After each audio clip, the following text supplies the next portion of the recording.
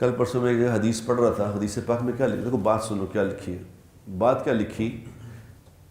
حدیث میں آیا کہ اللہ کے نبی صلی اللہ علیہ وسلم کا فرمان ہے کہ اگر کوئی آدمی کسی کی غیبت کر رہا، برائی کر رہا، کہ ڈاکٹر صاحب تن کی پتہ کی کر دے رات میں دن کی کر دے، نہیں خام کرتے بھی ہو، لیکن وہ پیچھے بیٹھا اس کی غیبت کر رہا تھا، اس کے بارے میں بری باتیں کر رہا تھا، تو ایک آدمی نے صرف اتنا کہا کہ نہ یار اس طرح نہ کر، نہیں اچھے آدمی نہیں یار، جانتے بس کچھ نہیں کیا ہو۔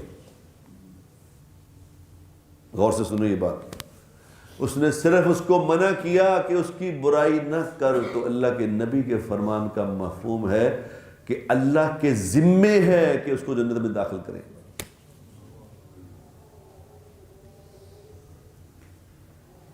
بتاؤ اللہ کیسا قدردان ہے اپنے بندوں کا۔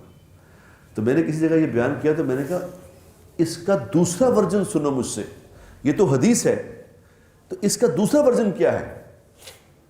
ایک تو یہ ہے کہ کسی نے پیٹھ پیچھے برائی کی اور اس نے منع کر دیا، اس نے منع کر دیا تو اللہ نے اپنے ذمے لے لیا کہ اس کو جنت میں داخل کریں گے۔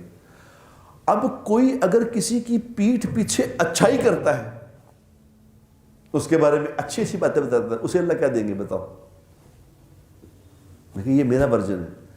اللہ تو بادشاہوں کا بادشاہ ہے، جو منع کرنے میں جنت دے سکتا ہے، وہ خیر کی بات کرنے پہ کیا دے گا؟ ہماری مت ماری بھی ہے، ہم خامخواہ لوگوں کے خلاف ہیں، خامخواہ، اور عذر کیا دیتے ہیں، وجہ کیا بتاتے ہیں؟ اور مینوں پیڑا لگتا ہے یار، بس لو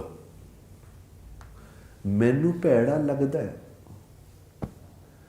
جو تمہیں پیڑا لگتا ہے، یاد رکھنا، جو تمہیں پیڑا لگتا ہے تم بھی اس کو پیڑے ہی لگتے ہو۔ اپنے دل میں لوگوں کی نفرتیں پال پال کے پھرو گے نا، اگر اپنے دلوں میں لوگوں کی نفرتیں پال پال کے پھرو گے تو اللہ ساری مخلوق کے دل میں تمہاری نفرت ڈال دے گا۔ اللہ کہتے ہیں ہم معاف کرنے والے، تم بھی معاف کیا کرو۔ سسٹم سمجھو اللہ کا۔